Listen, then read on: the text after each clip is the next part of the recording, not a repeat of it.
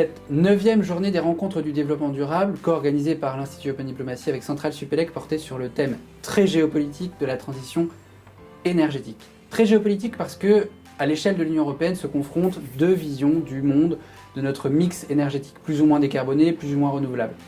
Et très géopolitique aussi parce que ça fait appel à notre capacité à être indépendant vis-à-vis de sources extérieures d'approvisionnement énergétique, notamment dans le domaine des énergies fossiles.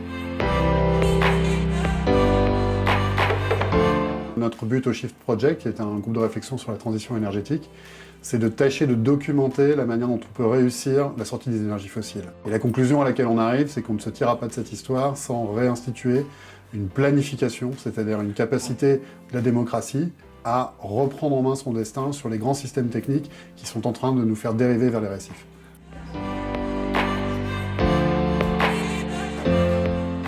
Ce dont probablement notre époque a besoin, c'est d'une révolution des cœurs. Alors ça va paraître peut-être un peu bisounours, mais je pense que la formation des leaders, que ce soit les leaders politiques ou les leaders économiques, gagnerait à s'approfondir sur les questions d'intelligence émotionnelle, d'empathie, d'intuition, de courage de passer aux actes pour des modèles de société et des modèles économiques proprement durables. Les challenges devant nous sont extrêmement importants en matière de changement climatique, de perte de biodiversité, de renchérissement du prix de l'énergie. Et l'objectif de l'école, qui est un objectif ambitieux, complexe parce qu'on n'a pas toutes les réponses, c'est vraiment de former à ces problématiques-là 100%, donc tous nos élèves à Centrale Supélec. Aujourd'hui, on n'est pas menacé par le changement climatique, par la chute de la biodiversité, on est menacé par notre propre incapacité à prendre des décisions intelligentes et collectives pour résoudre les problèmes qu'on sait qui sont déjà là ou qui vont arriver. C'est-à-dire qu'on sait qu'on voit le mur arriver, on accélère, on sait qu'il faudrait freiner peut-être, ou en tout cas tourner, j'en sais rien, et on est là, on se dit, est-ce que tu es sûr qu'il faut tourner maintenant ou pas plus tard, enfin, et voilà, et le mur se rapproche, se rapproche. In East Africa, the way it has affected us is that we don't know the weather patterns anymore. It means that farmers don't know when they're going to plant their foods, and they can also not predict when they're going to harvest their foods. So we have seen it affect our food security.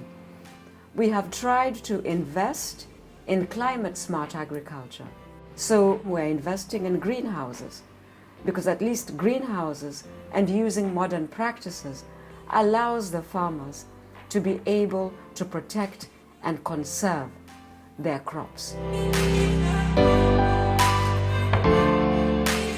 Tout l'enjeu aujourd'hui, c'est effectivement de conjuguer croissance économique et dette écologique.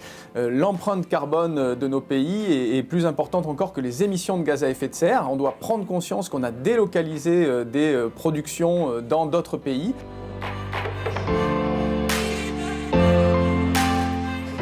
Moi, en fait, je retiens deux bonnes nouvelles.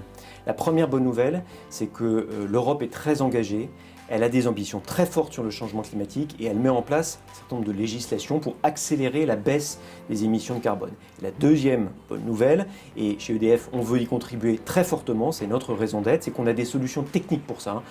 La voiture électrique, le chauffage avec les pompes à chaleur, ce sont des solutions très efficaces qui permettent de réduire la pollution du carbone.